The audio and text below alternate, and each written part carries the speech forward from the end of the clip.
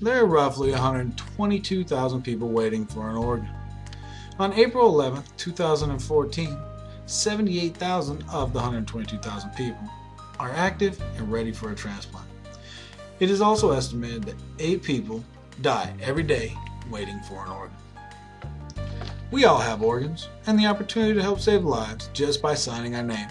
I'm sure most everyone knows or has known someone who has gotten very ill, whether by cancer or some other disease. We don't always have a way to help them as much as we would like. This would give us all a way to help.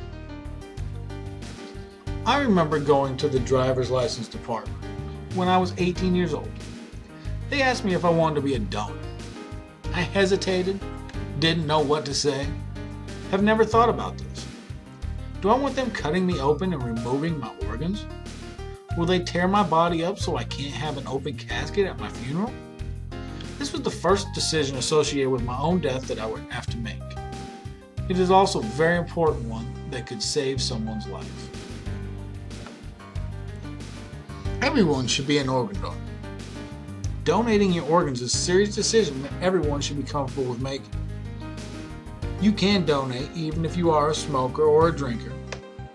They do not open you up and remove your organs the minute you are deceased. Your family will be dealing with enough when the time comes. They will not have more to deal with because of you being an organ donor. Your lifestyle doesn't decide whether you can or cannot donate. Smoking can cause scarring of the tissue or cancer of the lungs. Due to the damage of the lungs, it is unlikely that they would remove and donate your lungs.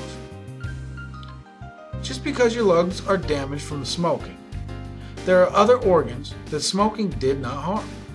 Therefore, they can still use and donate them. Alcohol's main organ that it harms is your liver. Drinking too much alcohol may damage other organs as well, including your heart, pancreas, and kidneys. There is a possibility that if you are an alcoholic, then being an organ donor is something you might not want to do. Well, you're dead. And it's time to start cutting and removing them organs. Right? There are some grueling stories out there about doctors just letting someone die so they could have their organs. These stories are simply untrue. When you are a donor and the time has come, the hospital needs permission from the next of kin before they can start the process of removing organs. The transplant team is completely separate from the medical staff that is working to save your life. The transplant team does not become involved with you until doctors have determined that all possible efforts to save your life have failed. There are plenty of expenses due to death. Will being a donor add to them? If you are in an accident and are a donor, when your family gets the hospital bill, there will not be any charges for donating organs. Yes, the doctor who removes the organs will get paid, but that burden does not belong to you or your family. This burden will fall on the one receiving the organ and their insurance. The recipient will have to get on the list and meet all the requirements to receive an organ.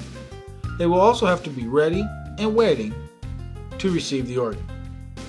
When the time comes, all the paperwork and who is paying is set and ready to go.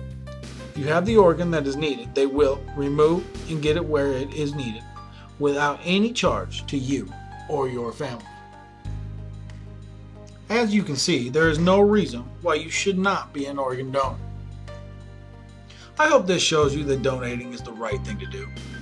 You can donate even if you are a smoker or a drinker.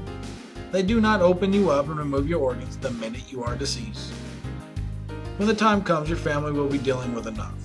They will not have to deal with more just because you are an organ donor. Everyone should be an organ donor.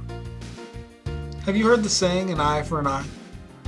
I know that is referring to revenge, but I think of it in a very literal way. An eye for an eye, a lung for a lung, a kidney for a kidney, a life for a life.